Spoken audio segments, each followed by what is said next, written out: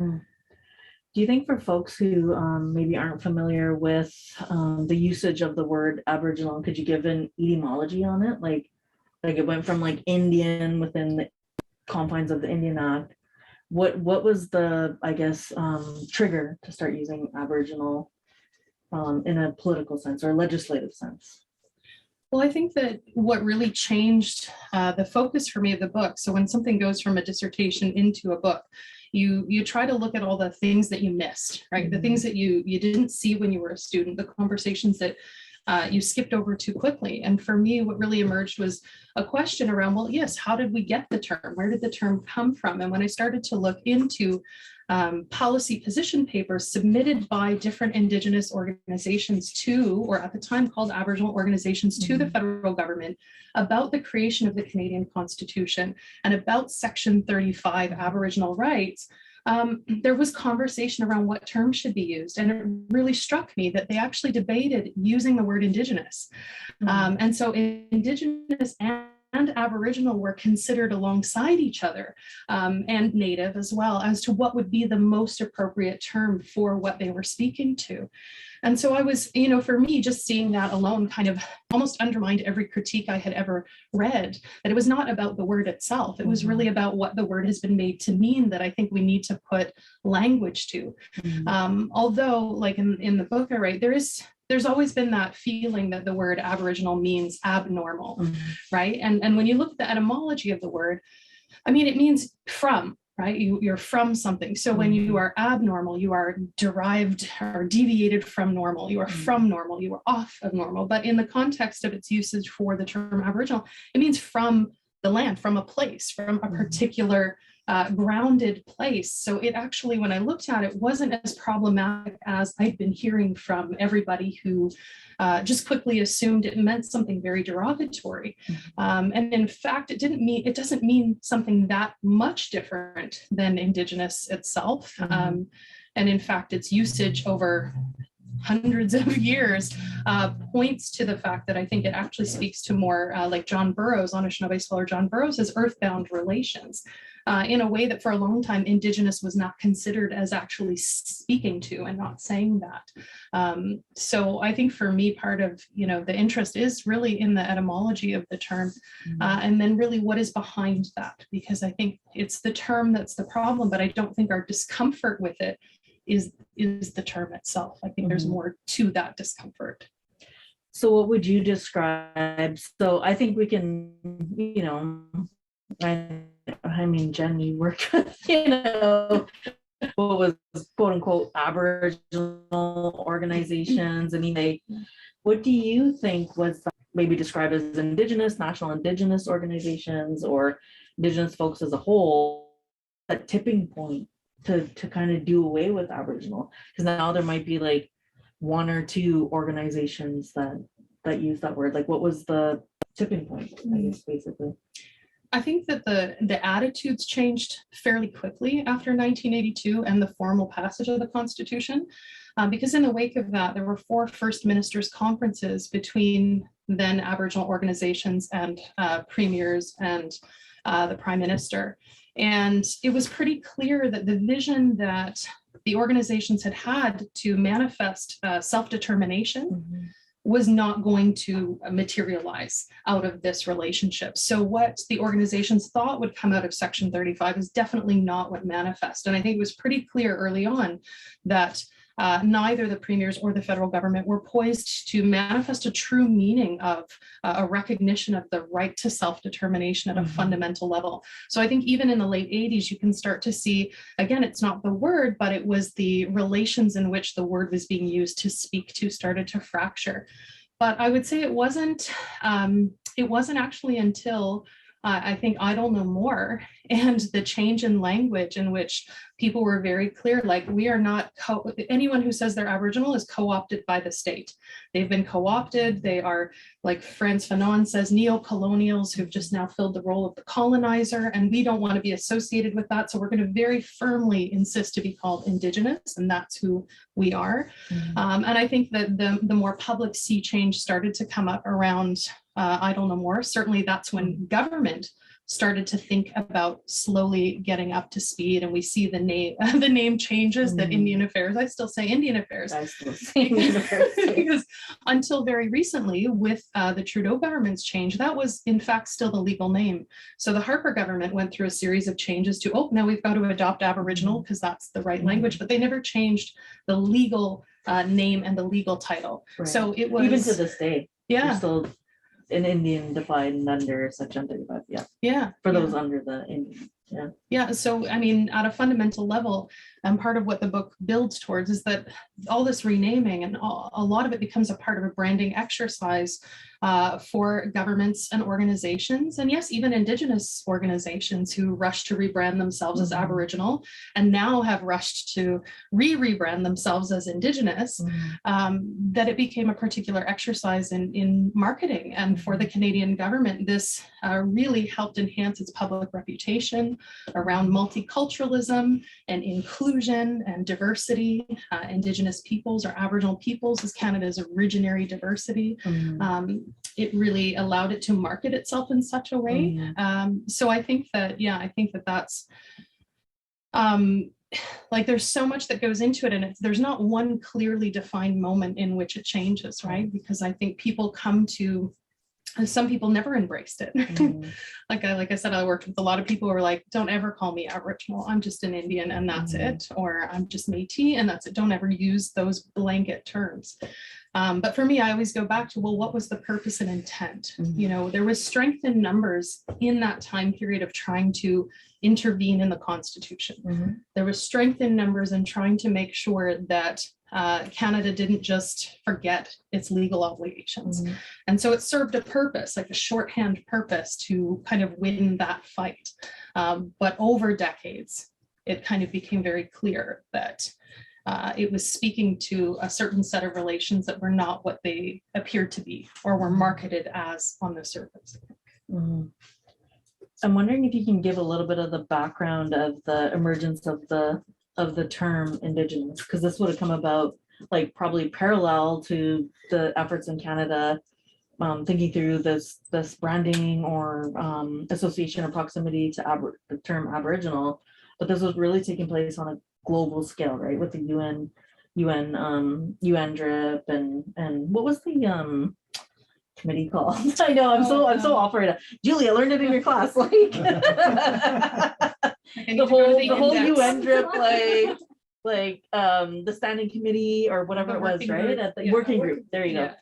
Yeah. So can you describe maybe, I know there was a lot of challenges with that. Like it took like almost like a decade or something to even come to a consensus on even using the word Indigenous. So maybe first part of the question is, can you describe some of that emergence and maybe challenges and discussions around using Indigenous?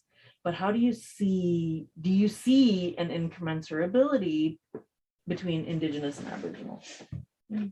That's a really good question. I mean, I think that because I was so focused on the Canadian state context and relationship, although I looked a little bit at the movements of Indigenous through time at an international level, I was far more interested in when and how it came to be brought here. And I think that part of that was, the work through the 70s and the 80s at an international level to talk about what term would best represent a sense of global Indigenousness. I think it gradually seeped into conversations over time through the work that was being done through the UN Declaration. And maybe Julie actually can help me fill in some of the gaps in that regard. But I think that when it was a topic of conversation for the Constitution, there wasn't as much, people didn't seem to be concerned about either term in any particular way. They were more concerned, and in particular, the National Indian Brotherhood that becomes the Assembly of First Nations was more concerned about the consequences of blanketed terminology. They also recognized the importance of it and the fact that every organization was kind of working together to push forward this entrenchment of rights in the Constitution, but they were far more concerned about what further blanket terminology was going to do. So it really was less about which word was going to be a problem, really. I mean, we were this close to it being Indigenous. And I think for many people who wanted it in there, it was because of that link up to international rights. But again, the nuances sort of came from what the implications of the words really were. What did they actually mean? And there was some consistency with Canadian law at the time. I think it was the St. Catharines milling case of 1888-ish, I think, that used Aboriginal at one point. And so there was some sort of deference to a past in which there was a precedent for using the term in law. But it was largely just like, you know, it was not as massive a debate as it became after the fact. And so I think that, you know, for me in looking at this, I don't account as much for the international challenges and struggles to coming to Indigenousness, because that, as I kind of say in the conclusion, like this is where we're at now. I've been really interested in this little moment that we were in for a particular time period.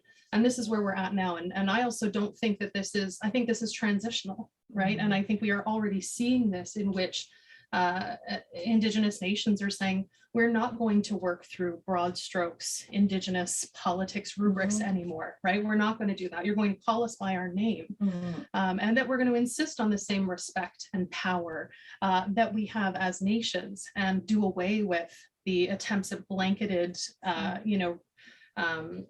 like repatriations or restitutions. We're not going to do that blanketed political thing anymore. And that makes sense because it was for a purpose and a time. So I don't see that Indigenous, aside from in reference to international legal terms, is going to continue to hold as much significance as it does now. And I think around universities, we already see the fractures in the discourse of indigenization and what some of the problems are in Indigenousness. And I do say that some of the issues we face around pretendianism and fatiness and identity are rooted in this moment, and how the term Aboriginal gets taken up and who gets to read themselves as Aboriginal, and kind of slips to Indigenousness. But interestingly, in the era of somewhere between Indigenousness and the post-Indigenous, I guess, we're able to address ethnic fraud in a way that was not possible, it seemed, under previous. And do you think that's because Aboriginal maybe rights moved into the essence of identity based on those constitutionally protected peoples? Like under, I may not be explaining myself properly, but do you feel, but how do you see, I guess, Aboriginal as this legislative kind of mechanism, or maybe way for folks to identify? Do you feel that legislative process kind of entrenches more of an identity, I guess? Yeah, I mean, I think it's the way, and part of my interest with the book is the way that it comes out of the Constitution. Like, how did it get out of the Constitution? I mean, really, the point at that time was not that this word was supposed to be a banner of identity for everyone. Really, Aboriginal in the context of the Constitution was meant to refer to rights. And that's why there's the clarification: Indians, Inuit, and Métis. That's who, for the purposes of Section 35, is represented in that terminology. It was not meant to be something that then people took and started being like, I'm Aboriginal, nice to meet you, I'm Aboriginal. That was not the spirit and intent of its inclusion.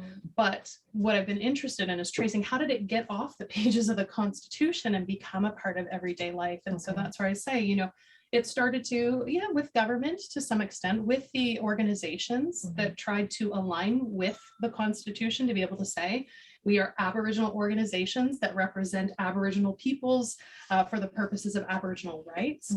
And then other people were like, oh, so now we're saying Aboriginal now. Okay, so now we're going to call people Aboriginal people. And companies, corporations, we're going to serve Aboriginal peoples, right? Like it's hard to pinpoint because it's not this like one clear moment. It's this sort of gradual transition. And then people would say, well, I'm Aboriginal for the purposes of Section 35. I'm an Aboriginal person. And you can see for example, the Red Sky Independent Métis Nation, as Daryl, I think, has also researched a little bit, when they created in the early 2000s little membership cards that were near mirror images of Indian status cards, the distinction was not that it said this person is an Indian, it says this person is Métis under Section 35. This is an Aboriginal person under Section 35.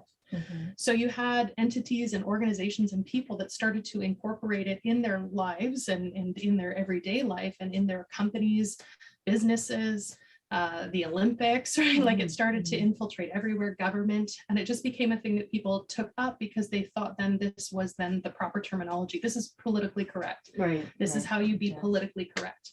And I think part of why we get there is because of after the entrenchment in the Constitution and the failure of those first ministers' conferences to manifest a clear definition about what was supposed to be under Section 35 and what all of that was supposed to mean. It allowed it to be treated as kind of a very loose, open, flexible thing. And I mean, we've seen this, you know, for Métis people in particular, that the vision of Métis organizations at the time as to what constituted Métis was never actually codified following those negotiations. And then it allowed, you know, the federal government to kind of shirk responsibility for a really long time to the Métis Nation by saying, well, we don't really know. We don't know who you are. We're not really sure. So you guys have to figure out who you are. Whereas the Métis Nation said, no, the Charlottetown Accord that had a Métis Nation Accord that was our package of clarifications and our assertion of self-determination was the thing that you were supposed to pass that would have clarified all of this.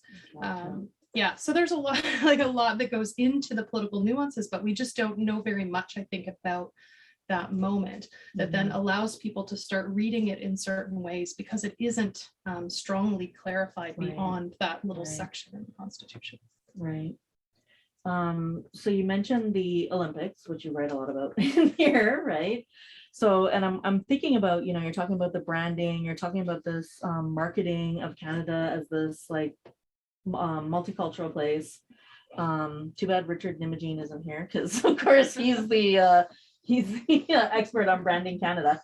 But in thinking about that, one of our colleagues at Carleton, in thinking about that, how important was it as in that moment of the Vancouver Olympics to brand Canada as this, or to elicit this feeling of Aboriginality, for example, like through that branding that happened at the Olympics? Like, why are you focusing on the Olympics as this really important moment for maybe Canadian nationalism?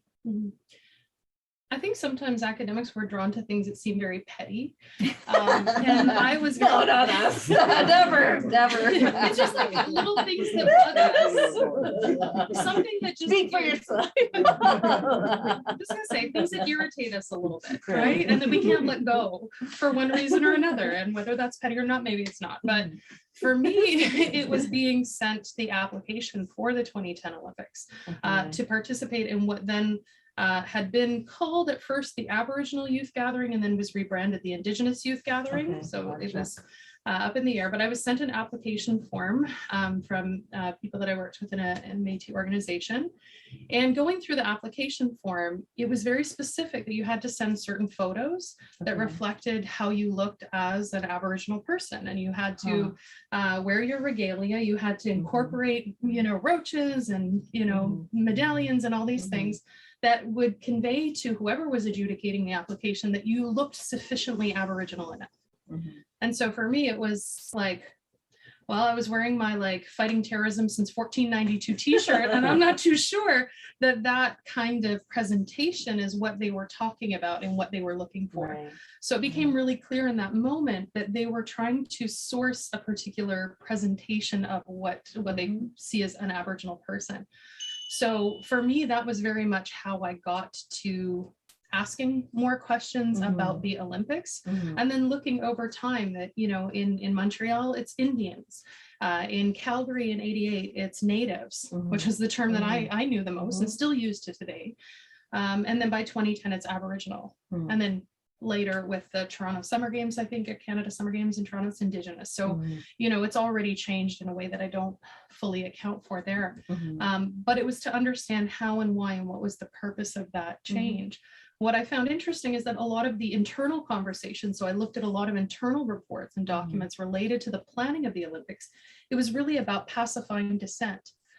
So the move towards or move away from Indian to Aboriginal was trying to include people in a way that would make them less angry about the Olympics taking place on, for 2010, no Olympics on stolen native land. Right. And they had that must be on like planning committee or something, right? Yeah. So there was this move towards a particular kind of inclusion, but it was, as a lot of the anti-Olympic resistance movements revealed, a fairly tokenistic and surface level inclusion, so that you were still, blowing apart sacred mountains that had never been ceded to Canada in a treaty, that there were not Canada's to do that to, and things like that. And the protests we saw and the arrests of grandmothers who were involved in protesting the destruction of the land for the Olympics, that wasn't even on the table as a possibility as to what could be discussed. It was at the level of, here, and actually to today, I don't think you can gain access to what were called the financial legacies. So some very extensive financial agreements were made between the Olympic Organizing Committee, government, and the 4 host First Nations, but they are under an embargo, I guess, for 20 to 30 years. So you can't actually get into them to see what was given to the, So, I mean, those kinds of agreements were made for what, according to planning committees, were fairly superficial level decisions around representation and not about addressing the fundamental structural issues.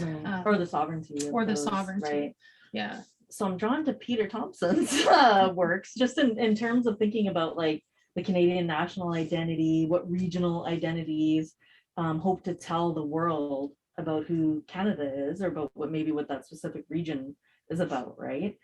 So do you, or have you, and maybe can you think through some of those connections between why it's important for sports, for instance, like as the Olympics, right? Which also has its own like place in national identities, but why is it important for, and you're drawing this like trajectory between all of these various sports events happening, whether this, you mentioned Canada Games, sort of global things like the Olympics.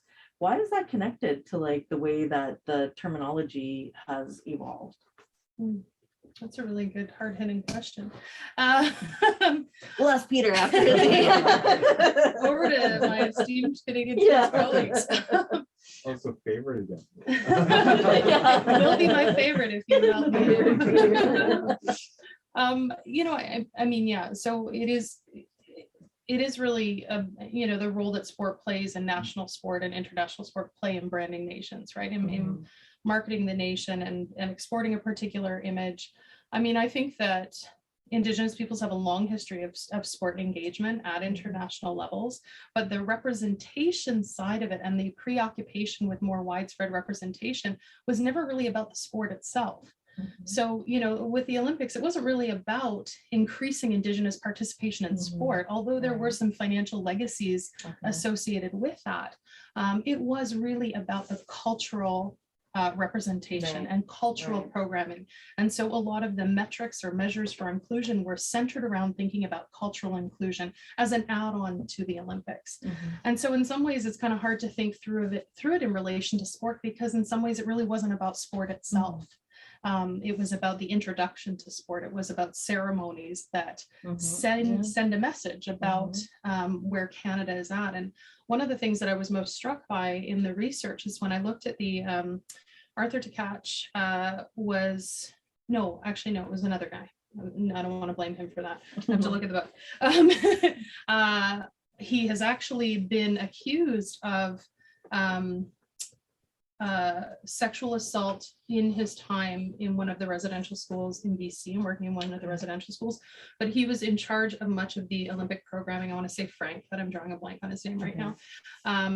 But he, in his retrospective on the games, he made this comment that really kind of summed everything up to me, where he said, well, once we got those youth participants, we took them up to Squamish for this Indigenous youth gathering, and we sprung it on them. Guess what? You're going to open for the Olympics. And he was like, we locked them in a room. Like, he actually says we locked them in a room and we told them that they're going to participate in the opening of the Olympics. And I was like, Okay, because you know, other Indigenous people that I've spoken to didn't feel like they had that experience. I've talked to people who very much defended their experience and found it very positive. I think most people knew, looking at that application, that that's what was going to happen, Right. but there was no transparency between that application and the youth gathering and the moment in which you're being told you're going to then represent Canada on an international level. So reading his words in the retrospective on the games, I think really made it clear for me that it was never about sport. It was really about this big moment of identity work and branding that Canada, all nations do, right, through Olympic Games. So I think it just kind of followed a little bit of a, you know, it's one of those things that you also stumble on as you go, which is also a scholarly thing. I think you stumble on something and you didn't think that was going to be the focus, because I'm certainly not a sports scholar. It's definitely not my my bread and butter as a scholar, but I think my inclination is always towards representation. Right. Right. Yeah. Yeah. I hear you on the petty thing. It just bugged me. Hence why I'm not done my PhD. Get a little too petty on everything. Just had to go with, yeah. There's just things that bug you, and then, you know, it's bolstered by reading, you know, words like I did about this being locked in a room, and then thinking about. And I felt at that moment, you know, well, there are many ways that this project could have gone. And I think my dissertation committee at the time for saying, well, why don't you think about interviewing people? And I think that that's the next life of this kind of work. But for me, it's like, I want to understand the internal behind the scenes processes that even when you interview people, they're not going to tell you. He's not, if I interview him, he's not going to say, oh yeah, we definitely misled people. Like, he's not going to tell me that. But it'll come out in little documents along the way and in the discourse around inclusion that I think is, for me, quite significant. Right. So what do you think, what's your next pettiness or critique if Olympics start using the land acknowledgements? Because we haven't seen it yet, right? Have we seen it? I think it was so. Let me see. I mean, there might, I know within the Musqueam, what was it called? There was like it was the committee, right? Like, yeah, the four host First Nations. The four host First Nations. Oh yeah, it wasn't just Musqueam, sorry. Yeah. But do you see, okay, let's just move into maybe this idea of land acknowledgements in relation to a branding of Aboriginal. Do you think that that's like a necessary next step to keep this legacy of a branded, trademarked, marketed? Yeah, I mean, like, do you see Indigenous TM, I guess is what I'm asking. Yeah, absolutely. And maybe I'll just defer to my conclusion for a minute. Yeah, absolutely. I can probably say it better than I can off the top of my head. It was actually the Pan Am Games. So the 2015 Pan Am Parapan Am Games, hosted in Toronto, revealed an international spectacle in transition. According to media sources, the Aboriginal Pavilion was the main site for Indigenous music and arts festivals for the Games and Indigenous peoples. The shifting terminology itself punctuates this transition. Although the site since changed during the Games by the Mississaugas of the Credit First Nation, on whose territories the Games were hosted, they also likewise promoted on their website that Aboriginal culture was showcased throughout the Games, including in the opening ceremony, while at the same time identifying their people as an Indigenous people. So I think that there has been very much like this transitional moment, even among Indigenous communities that are more recognized. I do think that there were land acknowledgements with the Pan Am Games, though I can't remember the exact context for them. That's a really, really good question. But I still think we're in a transitional state in a really weird way. Like, it's like, we're not fully done with Aboriginal yet if communities are still saying, you know, it's about Aboriginal culture. Well, and Aboriginal for Indigenous peoples, rights, right? Like, people, you can't say Indigenous rights. You still have to refer to Aboriginal rights and title. Yeah, because it's entrenched in the legislation. Yeah, so we can't get rid of it fully, but I think we're still grappling with how to include it. And I think my hope for the work anyway is that will lead to more conversations about that. I mean, this is not a definitive source in any way. This is me following particular threads that I think connect around this. But I do also hope that it leads to more productive conversations about how we use terminology and when we adopt particular terms and change particular terms. And as my niece and I were talking tonight about I had to even like remind myself of all that isk, Yeah. like ick. Yeah. Right. And thinking about terminology that on the surface sounds like it's doing something, Mhm. but is not actually happening at the level of relationships and change. Right. And so I'm hoping that, you know, as we kind of work our way through that, we figure that out more. And land acknowledgements, I mean, we can have all the land acknowledgements we want. They're particularly problematic on unceded territories. Mhm. Particularly, I think that they are problematic in some cases on other territories, but I mean, what does it mean to acknowledge the land and do nothing Mhm. about it, right? And I think that's the critique, and that's the moment that many people are at. What does it mean to acknowledge and then just have it stop at acknowledgement? And in some ways, the land acknowledgement moment feels like it's a part of indigenization. Mhm. So I kind of look forward to sitting back and watching what happens next. Mhm. Right? And I think that's in people speaking out and saying, okay, great, you've acknowledged it. Now what are you going to do? Now what do you do? Yeah. Yeah.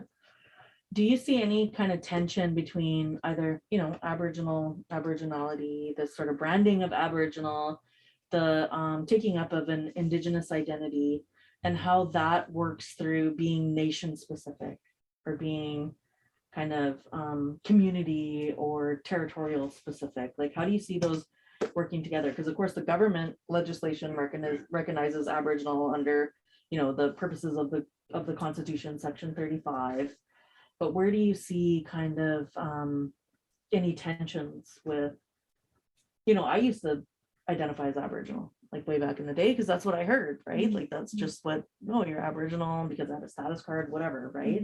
But now it's like, no, I'm Anishinaabe, like we like on the community level, especially I think to weed out folks that are like claiming an identity to being Indigenous, we almost have to go like so particular back. Like how do you see those two coming together or not?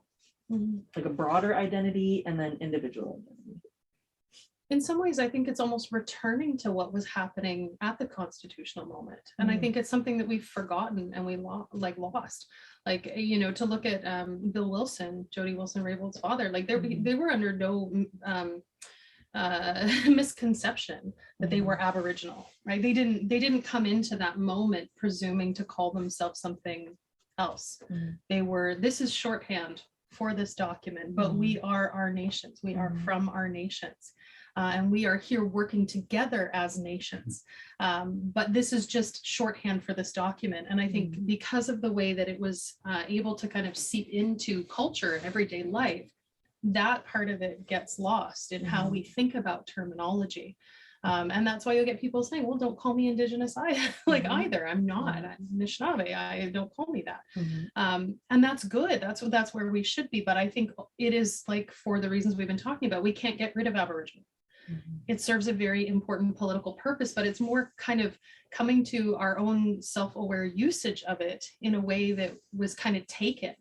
I think it was taken away, like that self-aware usage was taken away by different political processes that have actually actively tried to capitalize on the term and to make it a brand identity for the purposes of including Indigenous peoples in multiculturalism or Aboriginal peoples in multiculturalism, when Aboriginal peoples were like, we don't want anything to do with your multiculturalism. Right. But it became a very convenient way. If you look at National Aboriginal Day, it was supposed to be, when it was talked about at the time of the Constitution, Solidarity Day.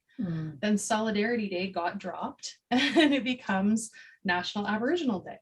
And then National Aboriginal Day just conveniently winds up under like Heritage and Multiculturalism as part of Canada's suite of, you know, culture days, even though, you know, you're not multicultural, but it just wound up marketed in accordance with all of that. And so I think that part of it is that work of just reclaiming the significance of that, being clear about the moment and pushing back, like, you know, if we think about the way that Aboriginal was used in the Canadian census and how that bred and allowed a very broad adoption of Aboriginal and people reading themselves into that category.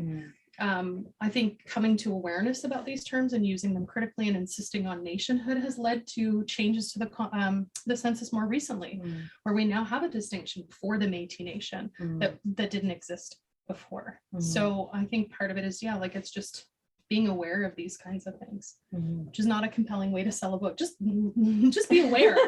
It's just the point is awareness. That's the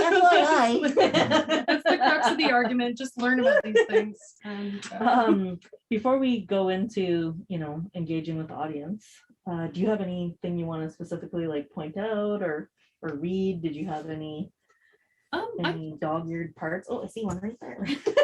well, I did, but that was because I think that it's really hard for me to kind of find a way to sum it up in a way that doesn't sound like I'm giving an academic paper. This is like that is not the largest most exciting- academic paper. Yeah, that's not the most exciting way to hang out at a book launch. But maybe I'll just read the page that my niece generously flagged for me when I was like, what do I pick? Just to give context for my pettiness. FYI, you don't need context for pettiness, but we will. When I was a teenager in the 1990s, the term Native was everywhere. My high school's programming for urban Indigenous kids was called Native Circle. I frequented the Native Center, and I attended numerous conferences, programs, and gatherings organized for the Native community. As well, I, along with some of my friends, self-identified as Native. When I applied to university in the late 1990s, I applied to the Native Teacher Education Program at Lakehead University. It was there when I arrived in the fall of 1999 that I began to see and hear the word Aboriginal, occasionally Indigenous, used in lieu of Native. For example, I enrolled in my first year in the course Introduction to Indigenous Learning, where a professor asked us on behalf of the university to, if applicable, voluntarily self-identify as Aboriginal students.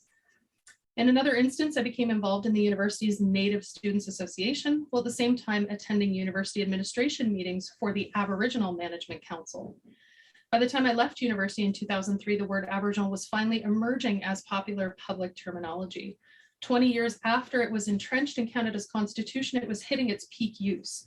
Universities renamed programs and initiatives. Conference organizers were adopting the term for their events.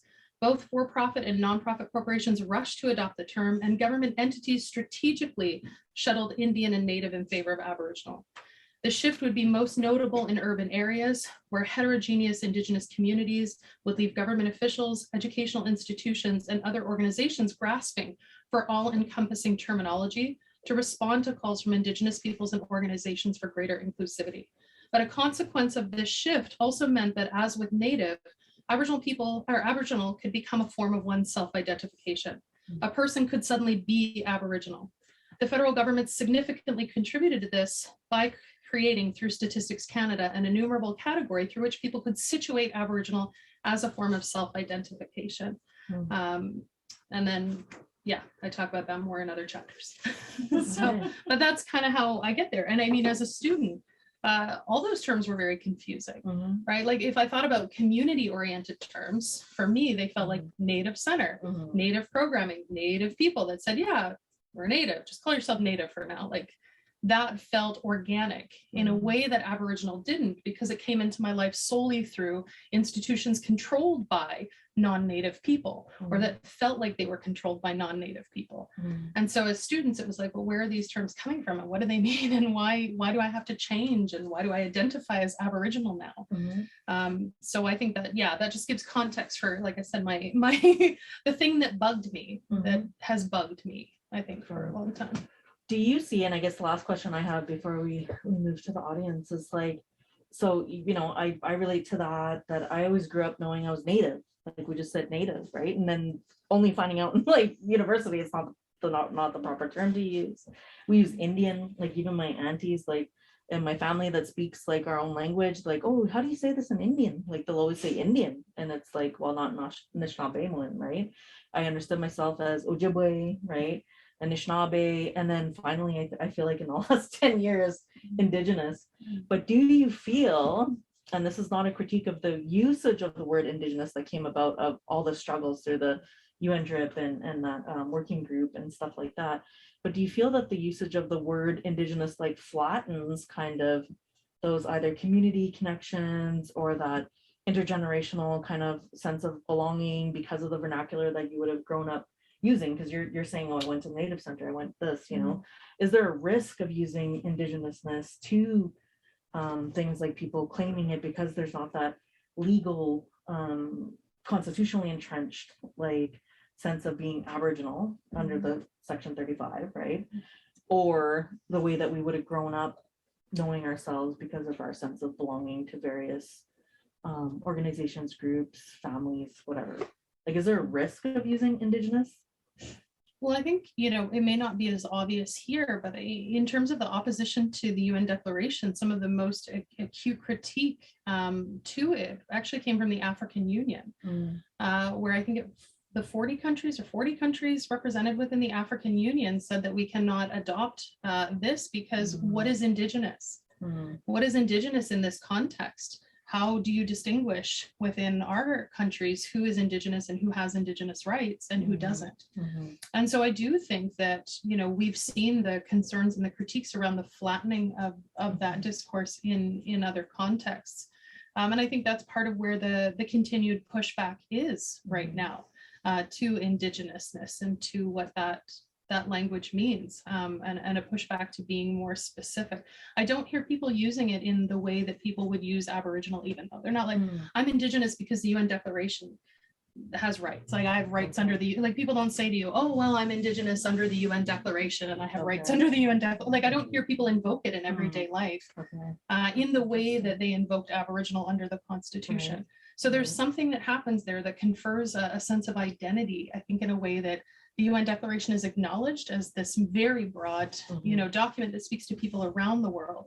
Aboriginal was read as somehow broad and specific at the same time.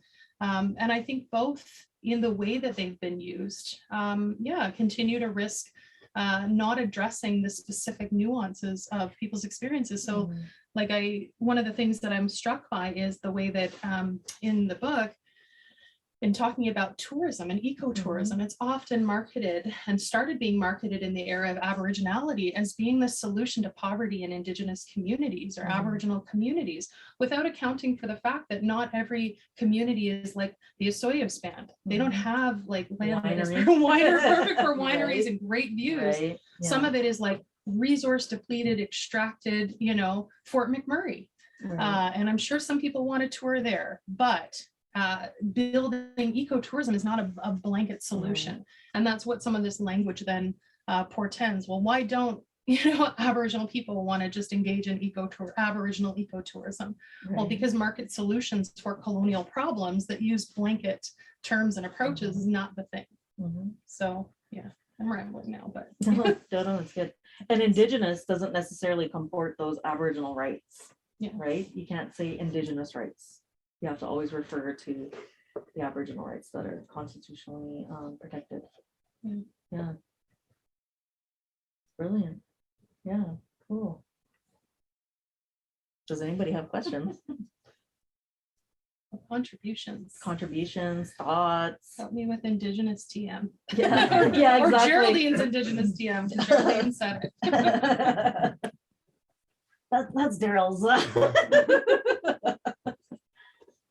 Yeah, Peter. What's fascinating about this discussion is for Indigenous people, there's all these ghosts of various overlapping words, right? Well, which are also backed up by various legal precedents, right? So like the fact of the matter is probably the still most powerful bit of law for Indigenous people is the Indian Act, right? And it's actually this really sort of interesting living in these four separate, like, so let's say Indigenous, Native, Indigenous, Aboriginal, Native, and then Inuit. A word that I now can hardly pronounce at this point in time because there's still that language.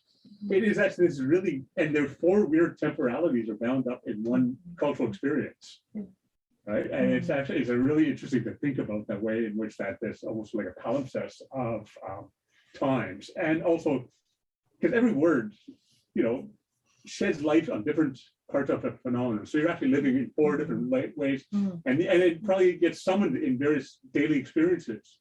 Sometimes you're Indigenous, sometimes some of these other sort of experiences kind of, and then the way other people see you kind of come in and out. So that's more of a contribution. Yeah, and it takes me back to my cultural studies graduate student days, and I think of Althusser's work on this is how like you're hailed into being by these different categories, and it's echoed in Frantz Fanon's work in Black Skin, White Masks that Glenn Coulthard builds from in his work that, yeah, I mean, a lot of this is also how you're being called into being in particular moments, right? When you're sitting down to meet with Cernak, or, you know, you're meeting with someone from CMHC. I was just in a meeting with someone from there, like you're being called into that meeting as yeah, maybe a Métis person, but working through an Indigenous like a funding envelope, or, you know, like there's these movements through these. Or I'm reminded when my eldest auntie, my dad's oldest sister, referred to our family as half-breed Indians, right? That even for us, I mean, in as far as Métis exists, the power of the discourse of Indianness and the way in which the government has defined us as partial Indian has been so strong that that's a part of our vernacular. That's a part of how we, in my own family, people would identify in relation to Indianness. And then I'm like, oh, I hear that every so often, and I get disoriented for a minute, because I'm like, we're supposed to just all say Métis now because that's what it is. But that, for older Métis people who grew up saying half-breeder, and we're not allowed to say that anymore, right? Especially here, you're not supposed to say that. People in the prairies are like, no, but that's what I am. But that proximity and that reference to Indianness is also, you know, one of those moments that you're going through. But I think, like you're saying, there are these moments in time that aren't discrete, right? They overlap. And for Aboriginal, it comes out with the rise of neoliberalism. It is very much, I think, attached to transitions and transformations in colonialism towards a neoliberal colonialism that is preoccupied with turning everything into a market-based relationship. And for me, it's a hallmark of that early part of the era that's still with us now. And so then why does it change if it was doing the work it was needed to be done then? But it's, yeah, that's a great point.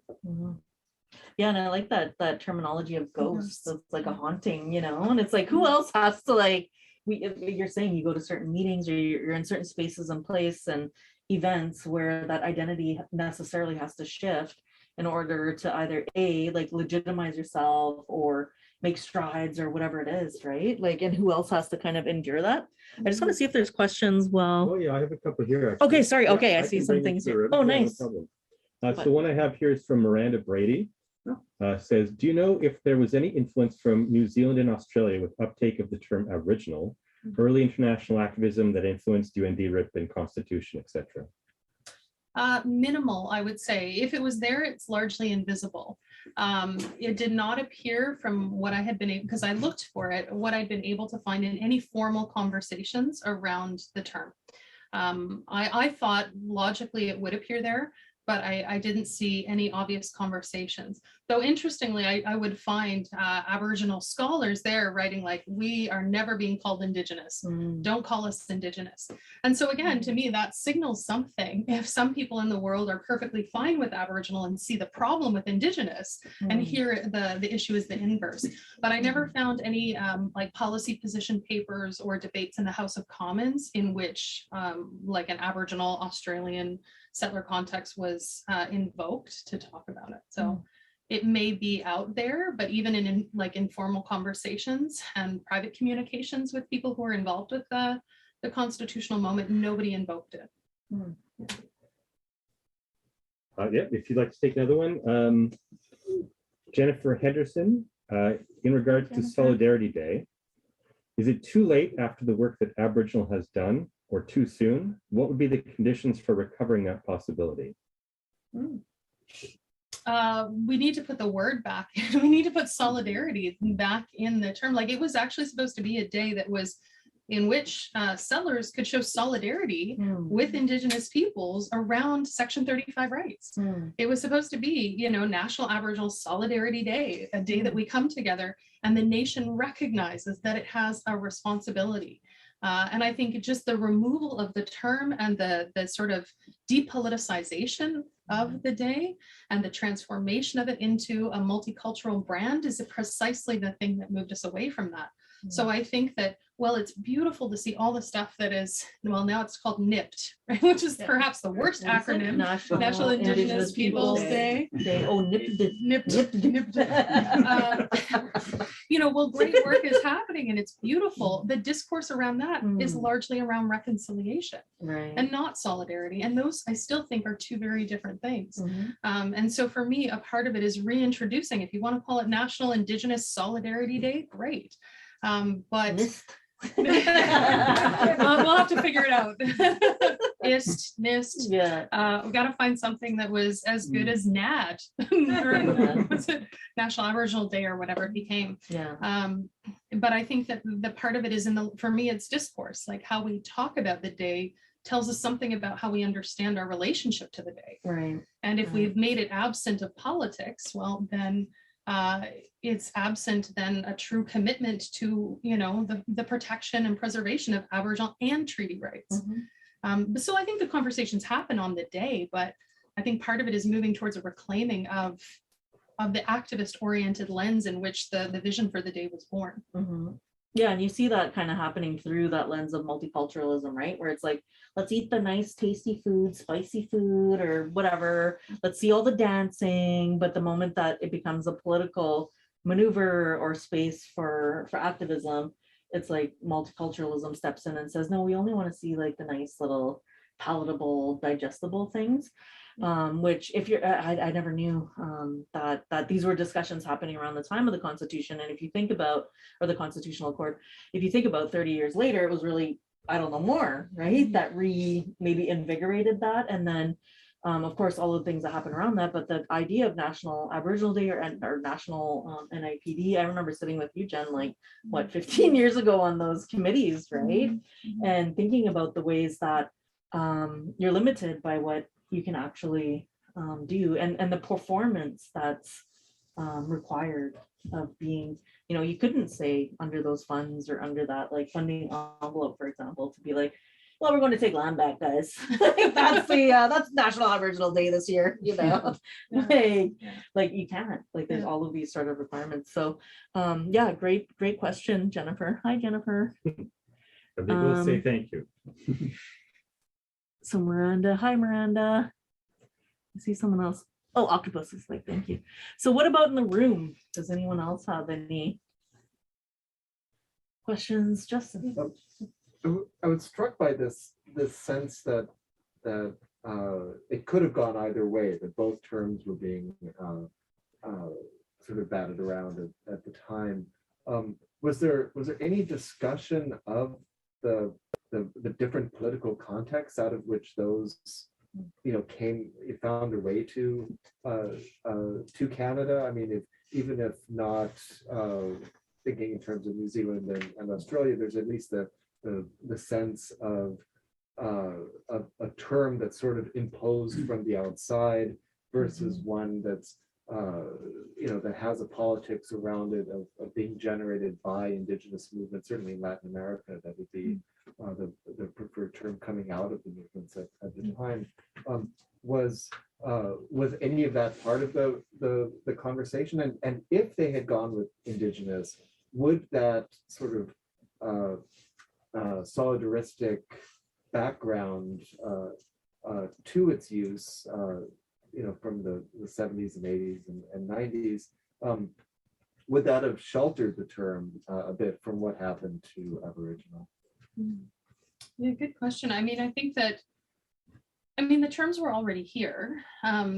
Literature, science, right? Like in particular, like environmental sciences use the term Indigenous in describing plants quite often, right? The natural sciences. So the terms were known to people, and yeah, in these other political contexts, but also just in everyday life.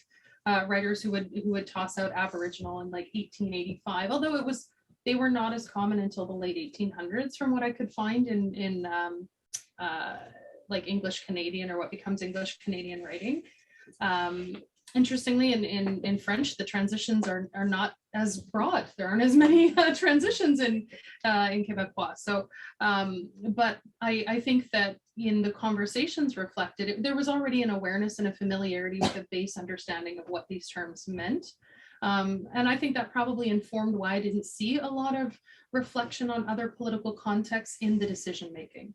And I do think that that's part of, it's not that people are not thinking transnationally or across colonial contexts in this period. I think it's just a matter of, this is our moment. And this is, we have to think about the terms that we have available to us here, what they've meant here, and what we're most comfortable with here. And again, like, but I think some of these conversations happen, you know, like talking briefly to Tony Belcourt about it years ago. I mean, he's at the working group on Indigenous populations that leads to the UN Declaration. So they are having conversations in hallways and at tables. But as they bring it to the Constitution, I think a lot of that falls away in the discussion. And that's not really what's most present and what's most pressing, which is what accounts for, I think, that. I think people had their different opinions, and it really, you know, ultimately comes down to what they thought might have had some minor consistency with law, and Aboriginal appeared far more in legal contexts than Indigenous did. And I think for a long time, people associated Indigenous with the natural sciences. We talk about Indigenous plants, Indigenous right? It's and, you know, yeah, it's not yeah. a term that we use for rights and politics and law, and then people.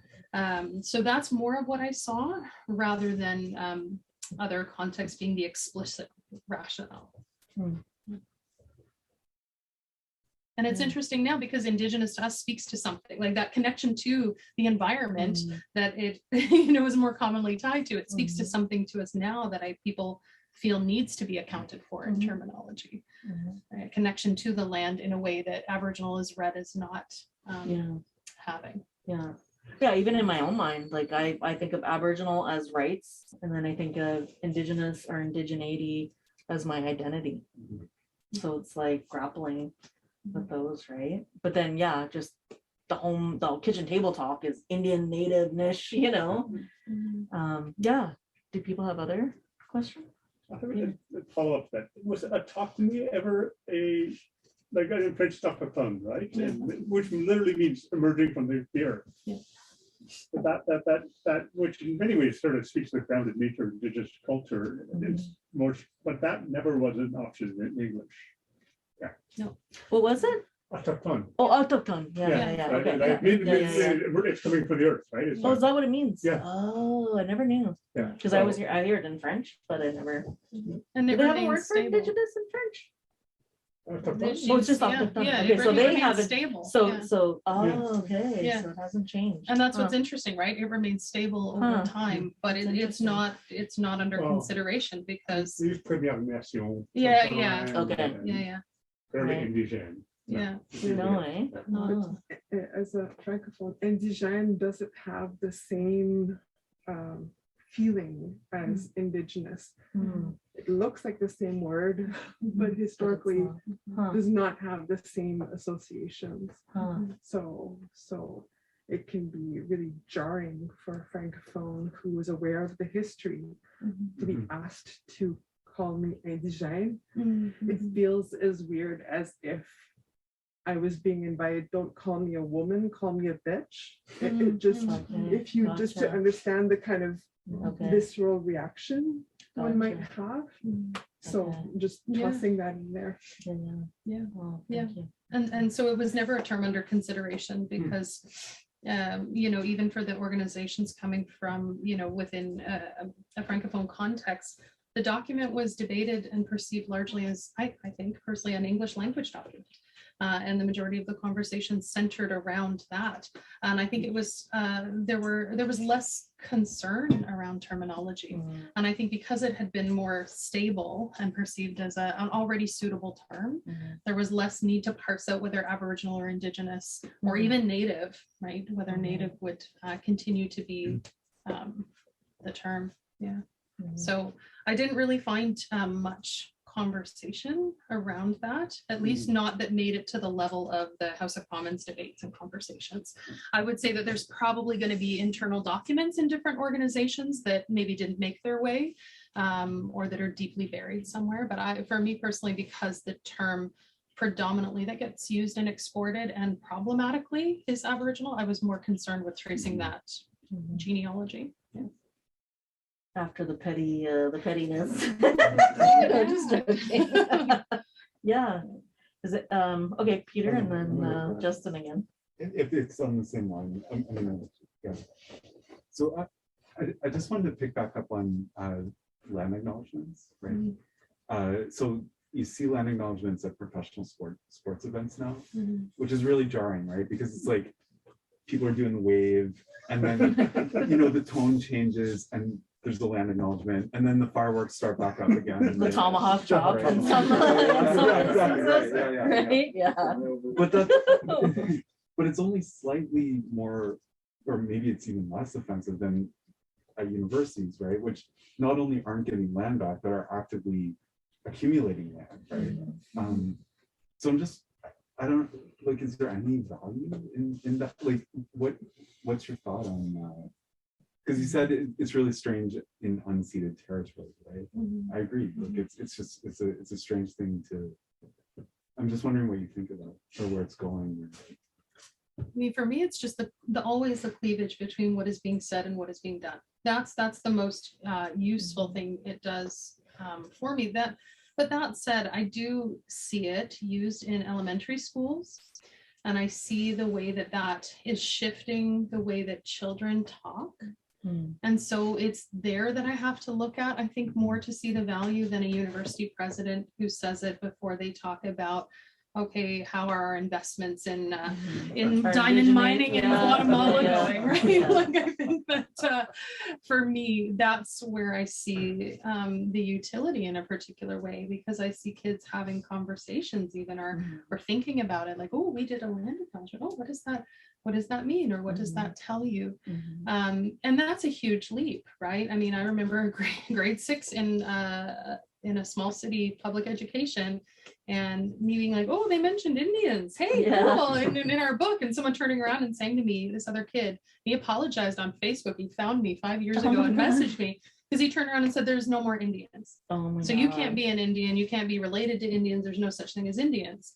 And he did. He tracked me down on Facebook. He's like, yeah, I realized that was wrong now. But interesting that it stuck with him all that time. I mean, it stuck with me too, but I didn't expect that to stick with him. And so, I think we have to look at it at different registers. It feels to me particularly tokenistic when universities do it and then throw up their hands and say, oof, I don't know if we can fund Indigenous studies because you don't get enough enrollment, or I don't know if we have room for more budgetary hiring lines, or I don't know if we can do X, Y, and Z. And hey, why don't we go tear down those trees and build a new science building? Right? Like, it feels particularly gross in those contexts. But I also wouldn't say that they should be thrown away entirely, and I don't think it's my place to make that decision or make a call for it in any case.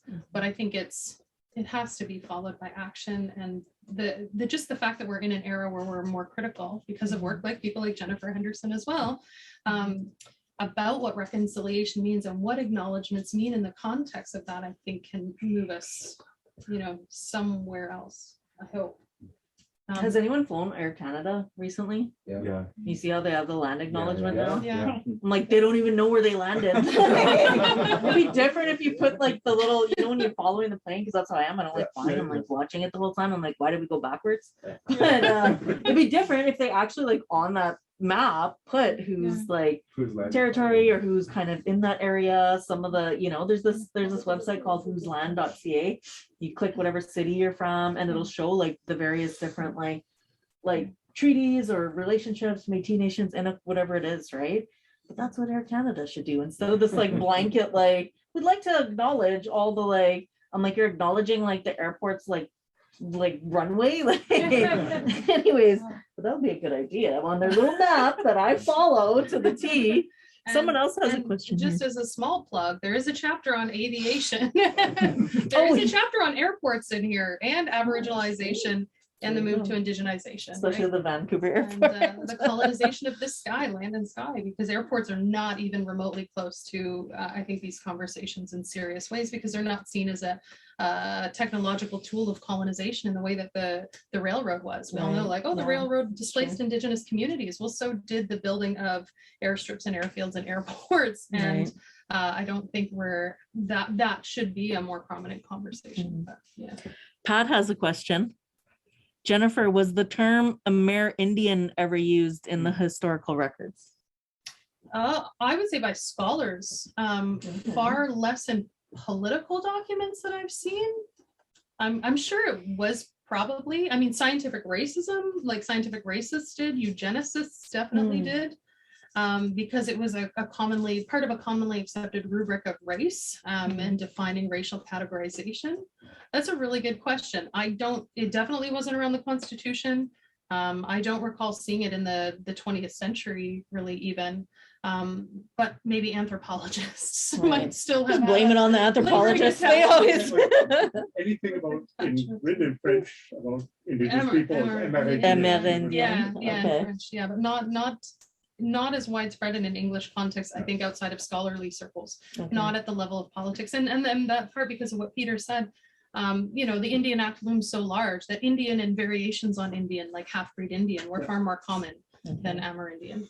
Okay, gotcha. Pat says thanks. Laura's saying land acknowledgement may be problematic, but what does it mean to you if institutions, and organizations refuse to acknowledge? That's a good question. Yeah, that's a really good question. I think it's a question that makes a point, right?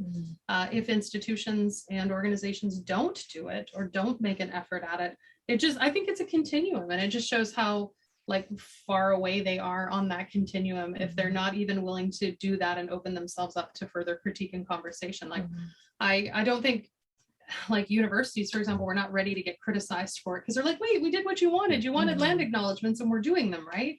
But I think it is a continuum, and that's an indication of an institution that isn't even willing to enter into the conversation.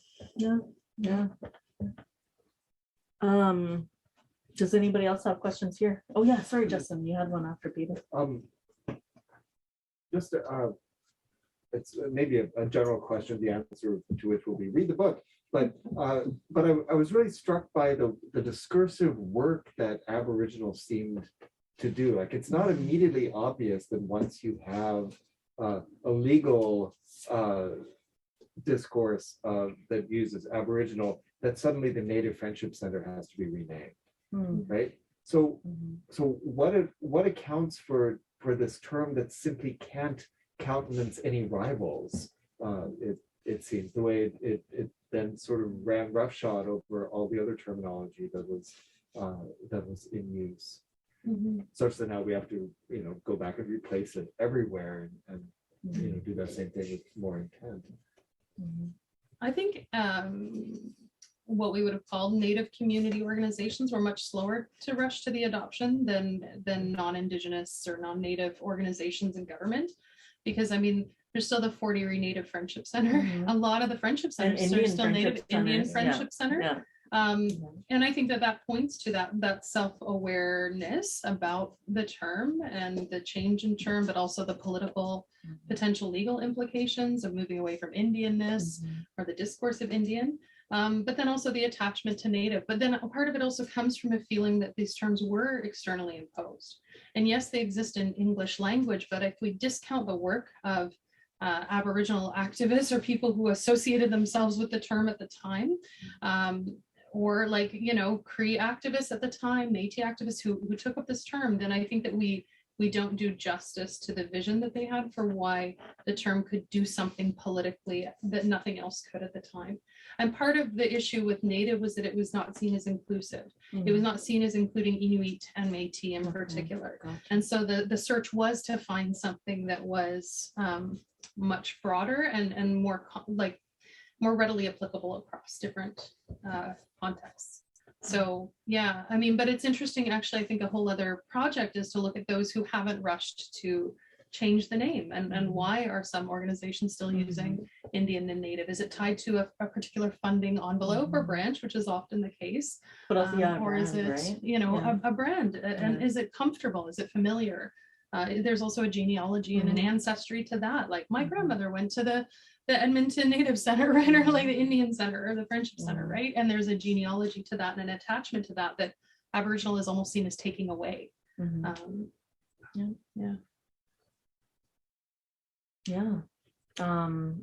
Well, before I ask you your last question, just want to remind everybody, buy the book. It's right here.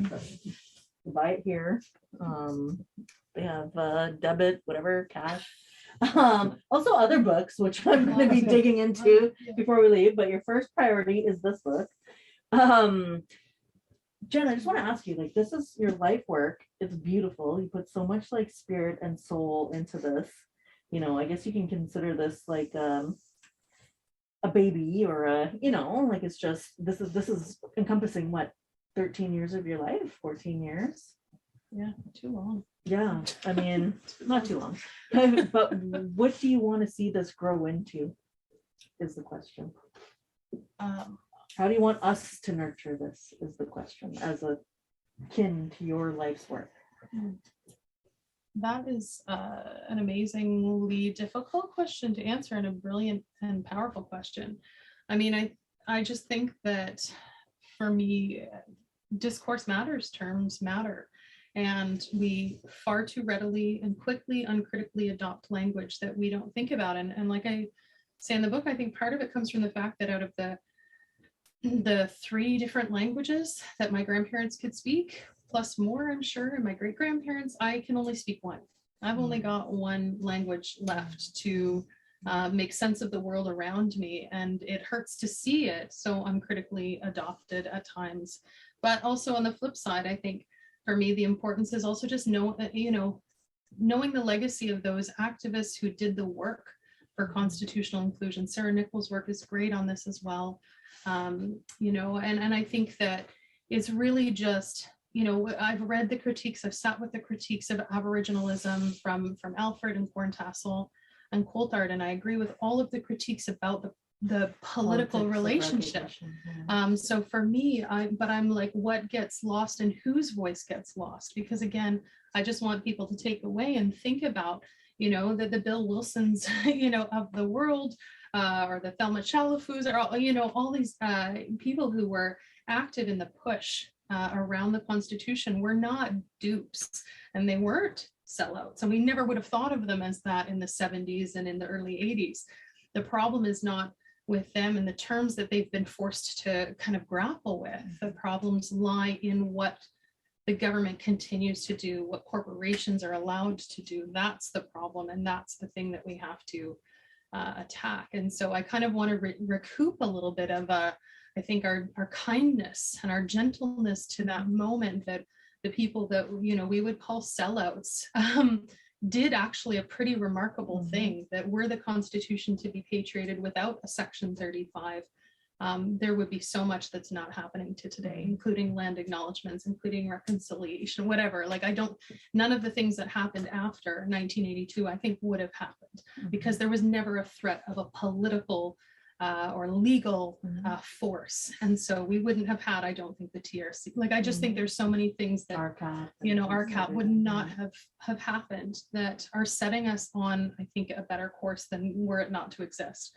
And so for me, it's just to kind of like recoup some of the significance of that work, but while also being accountable and holding government and organizations to account for the things they're trying to hide by using really pretty language that they think is politically correct, but while also arresting land defenders, right? Like, they can use Indigenous in their government offices, but if they're out there arresting land defenders on land they don't even own, that's the stuff. Like, I want to look at the words, think about how they're being used, and then let's dig under them. So that's what we all do anyway. So it's just more like, let's we're petty. I'm sorry, any academic is offended by me saying petty. I think I'm petty. But, I think we'll agree. Yeah, I want to thank Octopus Books for hosting us tonight. Thank you so much. I know it's late, and yeah, wonderful space. Local, everybody order from here. You can come pick up books. I always do that. Refuse to support Amazon. So there's local bookstores that will make it as easy as possible for you to get these books the same day even. So want to say thank you. Want to say thank you to University of Manitoba Press. Is that the proper term? Yeah. Are they online? Yeah. Well, yeah. Okay, Nice. Sarah's watching. Sarah. Hi, Sarah. Thank you, Sarah. So much. Sarah, did you want to say anything if we can hear you? You'd have to read. Oh, it. we'd have to, okay, we have to read it. No, that's fine. A lot of people are just saying thank you. Octopus Books saying thank you. Pat saying I'm going to use it in my human rights theory course, essential reading. And thank you to Geraldine for like, you can't get a better host. Just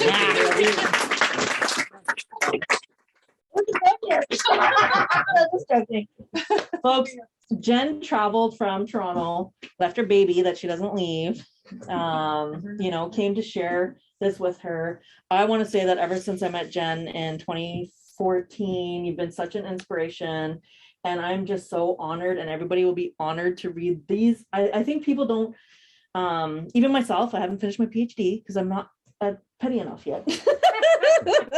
I reached the petty point, but not like petty enough.